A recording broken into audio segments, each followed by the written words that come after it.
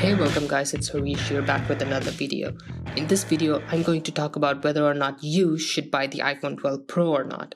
I will get to the other models later, and I'm saying this because this is the model that has the least changes compared to last year, and other models such as the iPhone 12, the 12 mini, and the 12 Pro Max all have minor upgrades.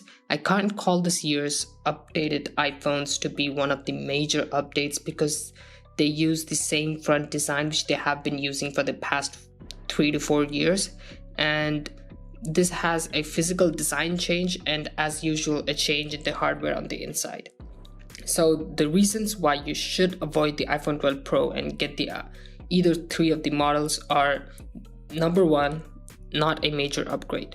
So this year's iPhone 12 Pro is not a major upgrade. Like, it has a A14 Bionic chip, which is extremely powerful for a mobile device, and also compared to the competition, Apple has also been great in improving its chipsets, and now they are confident to a level that they are planning to replace them with their Intel counterparts for their MacBook Pro and their MacBooks and Macs.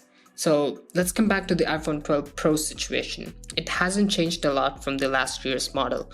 It only has a processor upgrade, 5G, and the design of the iPhone 12 mixed with the iPhone 5. The cameras are the same as last year, whereas for the iPhone 12 and 12 mini as well, but they get an OLED screen now compared to a 720p LCD screen which they had last year. But the Pro model already had an OLED screen, and it still has an OLED screen this year, so it's not like a major upgrade. The screen is something that you look at all the time, and that is why I said that the iPhone 12s are a better upgrade, because it's a OLED display now compared to the iPhone 12 Pro, which already had an OLED display. And if you're coming from the 11, then you should not consider buying this. So the third reason would be that the cameras of the iPhone 12 Pro is not upgraded from last gen. Of course, they have some software tweaks doing on the background on the phone itself, but the hardware of the camera lenses in the back, a telephoto, a wide angle, and a wide lens, it's the same from last year. But the other two iPhone models did get a slight upgrade. All of these reasons were if you were coming from iPhone 11 models. If you have any older iPhone than that, then it would make sense for you to go for the iPhone 12 Pros.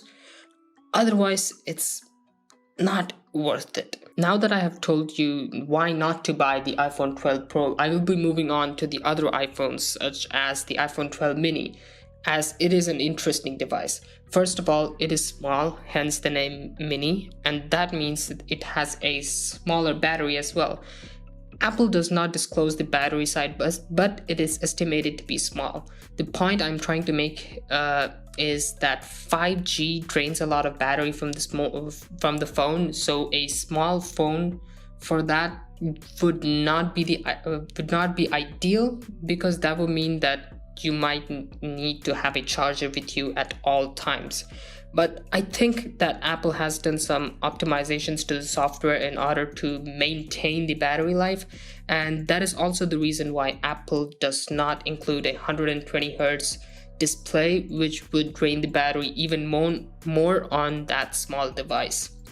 The iPhone 12 Pro Max would be the phone for most people who don't stay near the charging socket at all times, or don't carry a charger with them.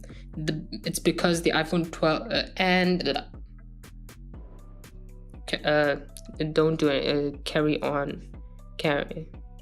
The iPhone 12 Pro Max would be the phone for most people who don't stay near the charging socket at all times or don't carry a charger with them.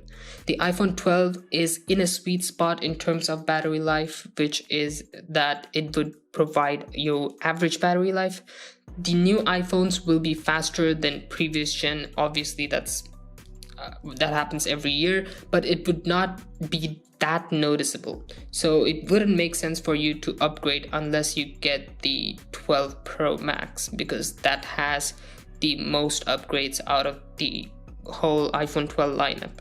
And you wouldn't even notice the processor powering difference unless you play games or do heavy intensive tasks like editing. on your phone, which I don't think most people do. So yeah, these were my thoughts on the new iPhones, and if you enjoyed this video, then consider hitting the like button.